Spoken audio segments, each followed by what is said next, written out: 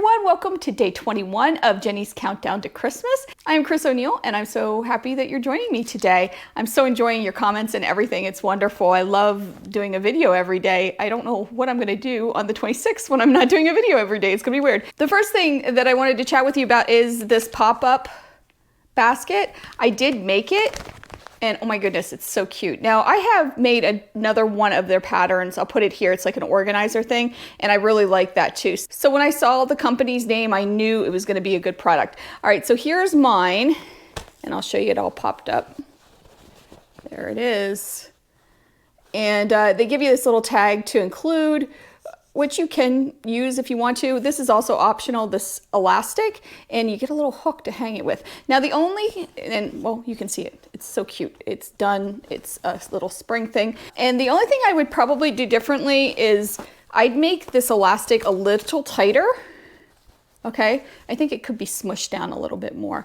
But other than that, the pattern was great.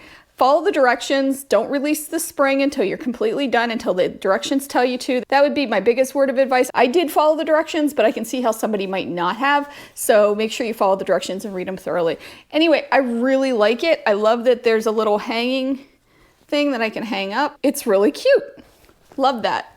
I also wanted to mention the socks. Love the socks. I've been wearing them every day for a few days now, and they are so cozy and wonderful. They are currently in the laundry, and I am curious as to how they're gonna wash up. The dog is a little bit fascinated with the pom-poms, but she's being pretty good, so that's good news. And finally, the last thing is the thread. I did try it on the pincushion. I forgot to mention it. Love the thread. It's a little thick. But it's beautiful for quilting, and it does quilt really nice, and it needled really well through my machine. So those are the three things I wanted to mention before we get on to today's gift. So without further ado, I couldn't find it. Here it is. Here is the gift.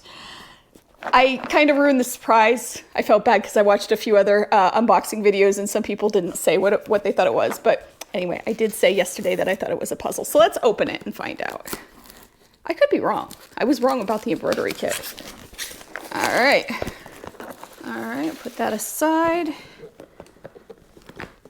Let's open it up.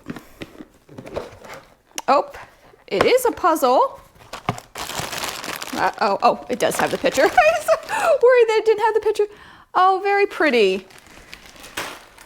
Okay, here's the picture of the puzzle. Actually, it's loose. So you can see,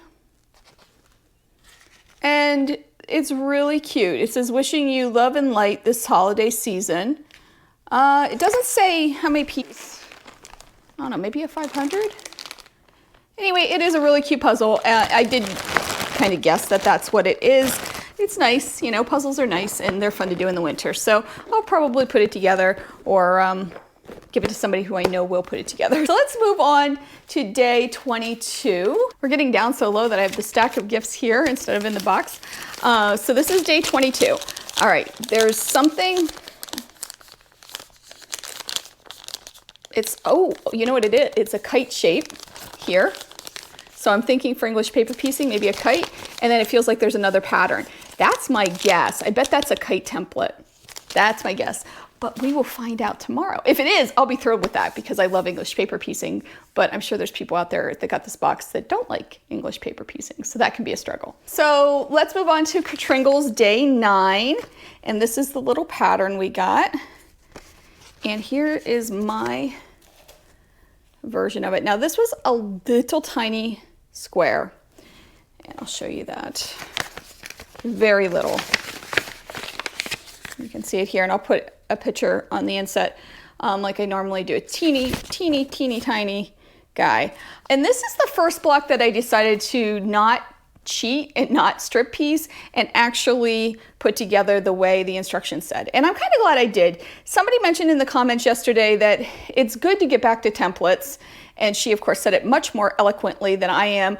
But it's true. You know, when you use templates, you really do understand the construction of a block a little bit more. And I'm happy I did that. One thing I would say, if you're gonna work with small templates, is to use spray starch. That made a difference with this little itty bitty block. And it's cute, you know, it really is cute. And maybe I'm turning a page on how I feel about this, because as I look at these blocks now, I really am starting to like them. I hope you enjoyed this unboxing, and I can't wait to see what tomorrow brings. I can't believe we're the week of Christmas already, and there's so much going on, so much to do, but it's so exciting to take a break and to take a peek at some of the stuff that's in this box. Have a wonderful day. Make sure you take some time to sew, and I'll see you tomorrow. Bye.